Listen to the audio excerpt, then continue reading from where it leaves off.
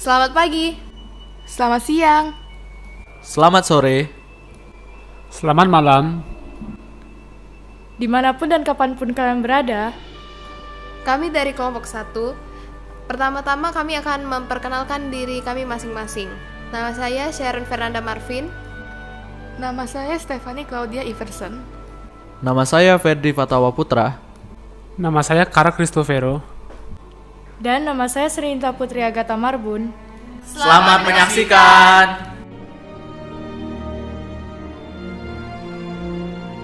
Proklamasi. Kami, bangsa Indonesia, dengan ini menyatakan kemerdekaan Indonesia.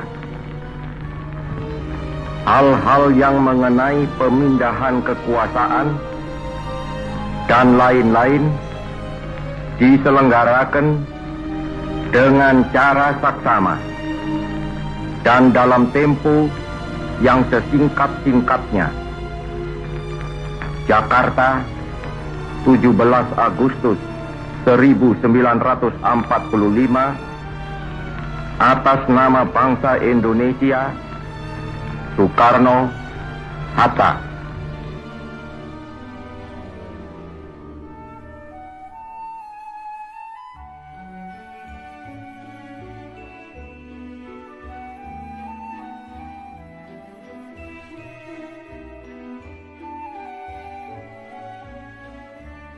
Menurut sejarah demokrasi Indonesia, pelaksanaan demokrasi terbagi menjadi 5 periode, yaitu yang pertama, pelaksanaan demokrasi pada periode 1945 sampai 1949 atau masa presidensil. Yang kedua adalah pelaksanaan demokrasi pada periode 1949 sampai 1959 atau masa parlementer.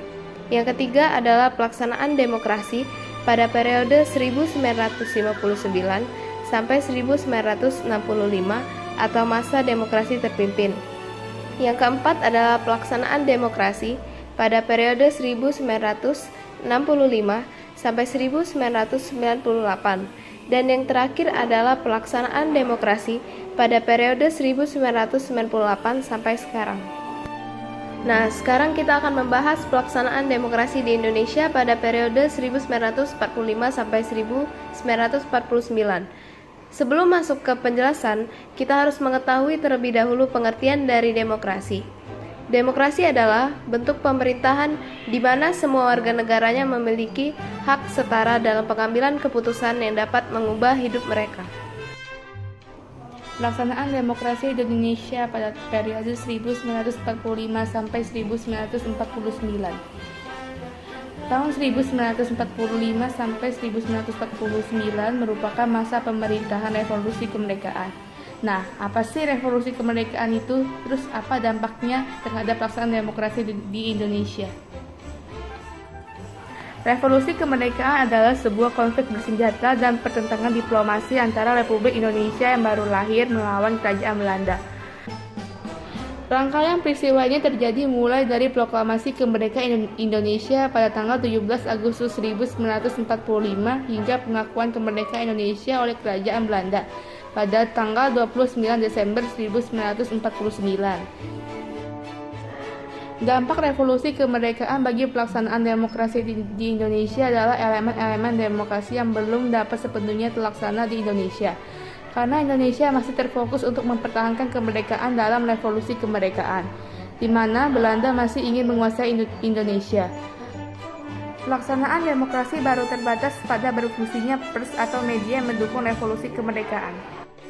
Jadi, revolusi kemerdekaan berisi pertentangan antara Republik Indonesia yang ingin mempertahankan kemerdekaan dengan Belanda yang masih ingin memiliki Indonesia, dan nampaknya bagi Indonesia adalah belum bisa menjalankan pemerintahan demokratis secara sempurna seperti yang sudah direncanakan dikarenakan masih terfokus untuk memenangkan revolusi kemerdekaan itu. Pada masa ini ternyata masih terbagi ke dalam 2 periode, yakni 1. 18 Agustus 1945 sampai 14 November 1945, di mana berlaku sistem pemerintahan presidensil. Yang kedua, 14 November 1945 sampai 27 Desember 1949, di mana berlaku sistem pemerintahan parlementer. Kilas balik yuk tentang sistem pemerintahan presidensil dan parlementer. Berikut adalah ciri sistem pemerintahan presidensil. 1. Bentuk negara republik. 2. Kepala negara dan kepala pemerintahan adalah presiden. 3. Presiden dipilih langsung oleh rakyat melalui pemilihan umum. 4. Masa jabatan kepala pemerintahan ditentukan oleh waktu yang telah diatur dalam konstitusi. 5. Presiden tidak bertanggung jawab kepada parlemen karena legitimasinya berada langsung pada rakyat yang memilihnya. Berikut adalah ciri sistem pemerintahan parlementer. 1. Bentuk negara, monarki atau republik. 2. Kepala negara adalah presiden, sedangkan kepala pemerintahan adalah perdana menteri. 3. Pemilihan perdana menteri dipilih oleh parlemen. 4. Masa jabatan kepala pemerintahan tidak ditentukan. 5. Perdana menteri bertanggung jawab kepada parlemen karena dipilih oleh parlemen. Munculnya partai-partai politik. Beberapa bulan setelah proklamasi kemerdekaan, banyak partai politik yang bermunculan. Hal ini dikarenakan adanya maklumat pemerintah Republik Indonesia pada 3 November 1945. Seperti apa isi maklumat pemerintah Republik Indonesia itu? Berhubungan dengan usul Badan Pekerja Komite Nasional Indonesia Pusat kepada pemerintah, supaya diberikan kesempatan kepada rakyat seluas-luasnya untuk mendirikan partai-partai politik, dengan restriksi bahwa partai-partai politik itu hendaknya memperkuat perjuangan kita, mempertahankan kemerdekaan, dan menjamin keamanan masyarakat.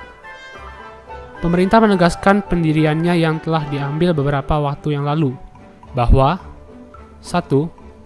Pemerintah menyukai timbulnya partai-partai politik, karena dengan adanya partai-partai politik, itulah dapat dipimpin ke jalan yang teratur segala aliran paham yang ada di dalam masyarakat.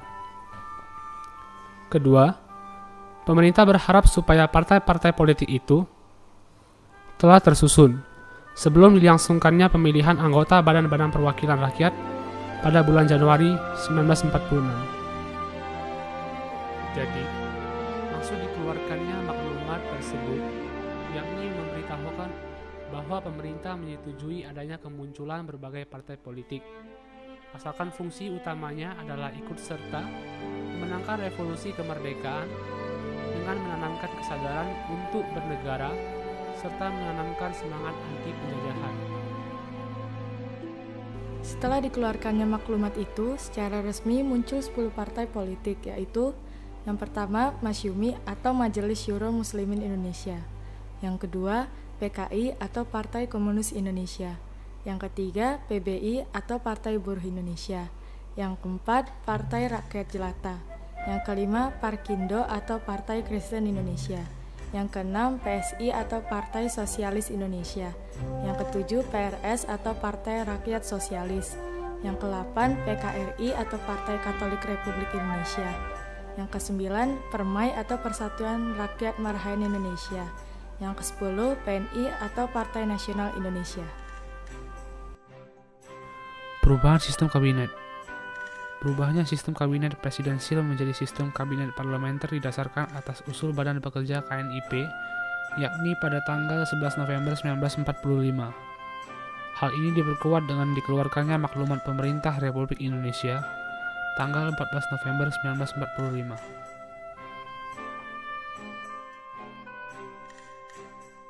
Mengapa sistem kabinet harus diubah? Ada beberapa alasan diubahnya sistem pemerintahan presidensil menjadi parlementer. Yang pertama, karena sistem pemerintahan ini dianggap sebagai cermin demokrasi Indonesia. Yang kedua, langkah ini salah satunya berfungsi untuk mengurangi kekuasaan presiden sebagai satu-satunya pemegang kekuasaan tertinggi di negara. Karena dengan keharusan presiden untuk melapor atau bertanggung jawab pada parlemen, menunjukkan bahwa presiden tidak absolut sebagai pemegang kekuasaan tertinggi. Yang ketiga, veto tak percaya dari BPKNIP terhadap kabinet yang ada, usulan dari BPKNIP kepada pemerintah. 4. Anggapan bahwa sistem presidensil menjadikan kekuasaan presiden menjadi tak terbatas.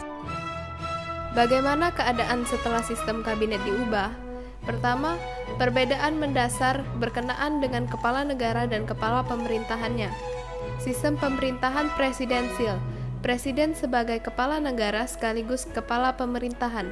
Sedangkan pada sistem pemerintahan parlementer, presiden berperan sebagai kepala negara dan Perdana Menterilah yang berperan sebagai kepala pemerintahan. Yang kedua, sistem pemerintahan presidensil yang ada di Indonesia tidak berlangsung lama, hanya di awal kemerdekaan, yaitu sejak 12 September 1945 sampai 14 November 1945. Sementara sejak 14 November 1945, dengan dikeluarkannya maklumat tersebut, secara gamblang Indonesia menjadikan dirinya sebagai negara kabinet parlementer di mana presiden bertanggung jawab kepada parlemen atau KNIP yang berfungsi sebagai badan legislatif. Sesuai dengan pasal 4 aturan peralihan dalam UUD 1945 sebelum amandemen dan maklumat Wakil Presiden nomor 10 16 Oktober 1945 yang menyebutkan KNIP sebagai fungsi legislatif. Yang ketiga, Perdana Menteri pertama Indonesia adalah Sultan Syahrir. Yang keempat, dalam kabinet ini, menteri-menteri tidak lagi menjadi pembantu dan bertanggung jawab kepada presiden, tetapi bertanggung jawab kepada KNIP. Yang kelima, KNIP menjadi lembaga yang menjadi cikal bakal DPR yang berfungsi sebagai badan legislatif. Republik Indonesia menjadi Republik Indonesia Serikat. Bagi bangsa Indonesia, hak untuk menentukan nasib sendiri merupakan hak yang harus dipertahankan dan diperjuangkan. Sebagai konsekuensinya, banyak perlawanan-perlawanan dari rakyat kepada tentara sekutu dan nikah di mana-mana. Terbukti dengan adanya pertempuran di Bandung, Surabaya, dan tempat-tempat lain yang mereka datangi. Munculnya perlawanan-perlawanan sengit tersebut memaksa Belanda melakukan perundingan dan perjanjian dengan Indonesia. Akhirnya, setelah melakukan perjuangan panjang, Belanda mau mengakui kedaulatan Indonesia yang disetujui perjanjian konferensi Meja Bundar pada tanggal 27 Desember 1949 di Istana Dam Amsterdam. Namun, bangsa Indonesia harus menerima berdirinya negara yang tidak sesuai dengan cita-cita proklamasi dan kehendak Undang-Undang Dasar 1945. Sehingga Negara Kesatuan Republik Indonesia berubah menjadi Negara Kesatuan Indonesia Serikat berdasarkan Konstitusi RIS.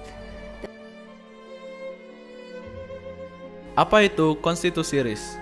Konstitusi Republik Indonesia Serikat atau lebih dikenal dengan Konstitusi RIS adalah konstitusi yang berlaku di Republik Indonesia Serikat sejak tanggal 27 Desember 1949. Yakni tanggal diakuinya kedaulatan Indonesia dalam bentuk RIS hingga diubahnya kembali bentuk negara federal RIS menjadi Negara Kesatuan RI pada tanggal 17 Agustus 1950. Sejak tanggal 17 Agustus 1950, konstitusi yang berlaku di Indonesia adalah Undang-Undang Dasar Sementara Republik Indonesia atau dikenal dengan sebutan UUDS 1950. Meskipun tidak banyak catatan sejarah yang menyangkut perkembangan demokrasi pada periode ini, tapi pada periode tersebut telah diletakkan hal-hal dasar bagi perkembangan demokrasi di Indonesia untuk masa selanjutnya, antara lain 1. Pemberian hak-hak politik secara menyeluruh tanpa ada diskriminasi yang bersumber dari ras, agama, suku, dan kedaerahan. Kedua, presiden yang secara konstitusional ada kemungkinan untuk menjadi seorang diktator, dibatasi kekuasaannya ketika KNIP dibentuk untuk menggantikan parlemen. Yang ketiga, dengan maklumat pemerintah, maka dimungkinkan terbentuknya sejumlah partai politik yang kemudian menjadi peletak dasar bagi sistem kepartaian di Indonesia untuk masa-masa selanjutnya dalam sejarah kehidupan politik kita.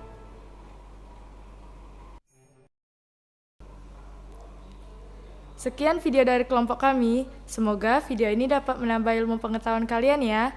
Dan jangan lupa like, komen, dan subscribe. Terima kasih semua. Dadah.